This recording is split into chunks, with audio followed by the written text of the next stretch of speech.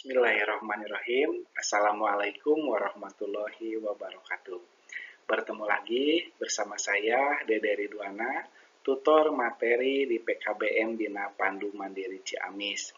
Semoga semua warga belajar di PKBM Bina Pandu Mandiri Ciamis selalu diberikan kesehatan, kelancaran dalam berbagai macam hal, dan diberikan rezeki yang berlimpah. Amin ya Allah ya Robbal Alamin. Pada kesempatan kali ini, kita masuk ke materi komitmen kebangsaan dan wawasan Nusantara.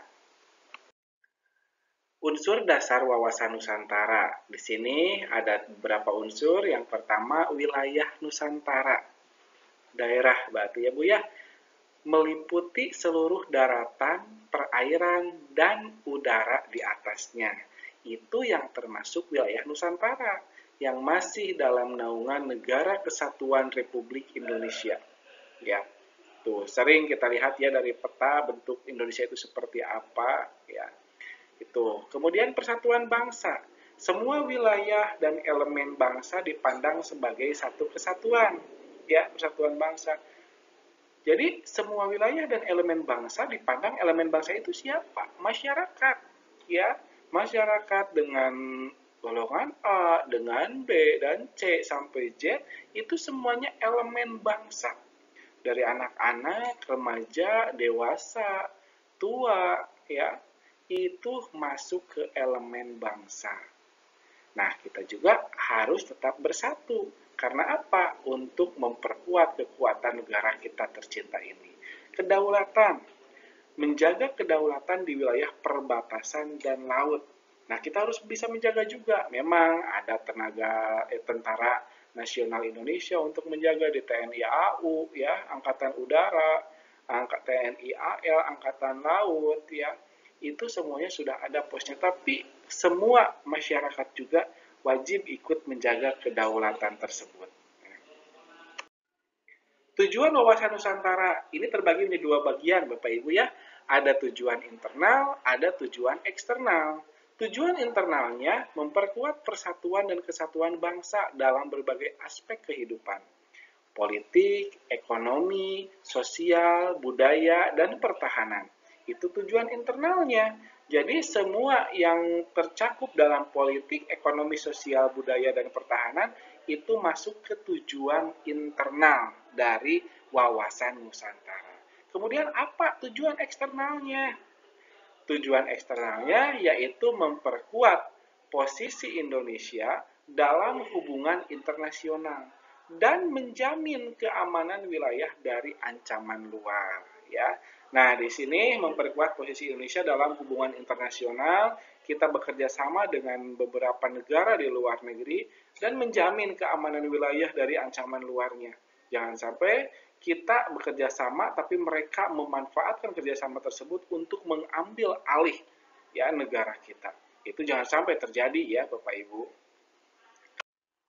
Asas wawasan Nusantara. Nah, di sini pada asas wawasan Nusantara terbagi menjadi 5 asas Bapak Ibu ya.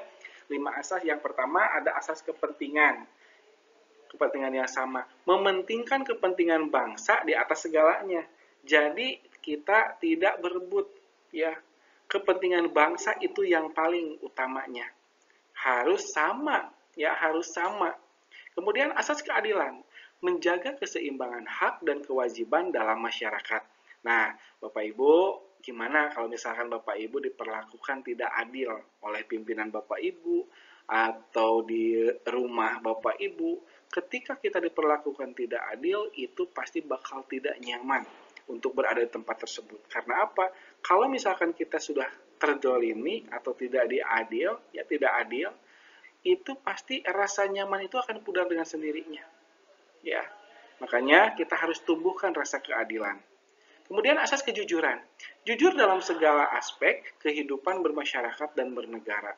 Nah, kejujuran ini yang menjadi poin paling utama, ya. Karena apa? Didikan dari orang tua untuk bersikap jujur itu sangat penting. Karena kejujuran yang ditimbulkan, yang dihasilkan dari didikan orang tua dari semenjak kecil, itu akan membawa dampak yang sangat positif ketika sudah dewasa, ya. Kemudian asas solidaritas. menjaga rasa solidaritas antara sesama bangsa Indonesia. Nah, solid, kita itu harus solid bersama teman, bersama kawan, kita itu harus solid, saling membantu satu sama lainnya. Ketika teman ada kesusahan, kita bantu. Ketika kita sedang susah juga, teman seharusnya bisa membantu kita. Jangan sampai sebalikannya Bapak Ibu ya. Mereka hanya ingin dibantu saja, sedangkan ketika kita butuh bantuan, mereka tidak ada. Jangan sampai mencari teman yang semacam itu, Bapak Ibu. Ya, kita harus membantu sama-sama, harus bisa solid. Ya, kemudian asas kerjasama, mengutamakan gotong royong dalam pembangunan. Nah, gotong royong ini salah satu contohnya kita di daerah kita masing-masing, di wilayah kita masing-masing, gotong royong itu sering terjadi sekali Bapak Ibu ya. Untuk membuat jalan atau pengecoran jalan, itu biasanya pakai asas gotong royong. Karena apa? Itu akan terlihat kekompakan di suatu daerah. Ya, itu salah satu contohnya. Kemudian manfaat wawasan Nusantara, pengokohan persatuan dan kesatuan, mempererat hubungan antar daerah dan masyarakat. Yang keduanya, penguatan ketahanan nasional, menjaga Indonesia dari ancaman luar baik fisik maupun non-fisik. Ketiga, perwujudan cita-cita bangsa mendukung tercapainya tujuan pembangunan nasional. Ya, nah ini manfaat dari wawasan Nusantara. Jadi ada tiga ya, pengokohan persatuan kesatuan, penguatan ketahanan nasional, dan perwujudan cita-cita bangsa. Kesimpulannya, masyarakat Indonesia mengandalkan wawasan Nusantara untuk menegakkan kemajuan nasional, menjaga kedaulatan, dan menjaga keutuhan bangsa dalam menghadapi berbagai tantangan internasional. Pentingnya setiap warga memahami dan menghargai wawasan Nusantara guna mewujudkan cita-cita negara yang bersatu, berkeadilan, dan makmur. Ya, itu Bapak Ibu materi yang bisa tersampaikan pada kesempatan kali ini. Semoga bisa bermanfaat untuk kita semua. Jangan lupa Bapak Ibu untuk mengerjakan penilaiannya supaya Bapak Ibu semua bisa mendapatkan nilai atau mendapatkan hasil yang maksimal. Itu saja Bapak Ibu, akhir kata wassalamualaikum warahmatullahi wabarakatuh.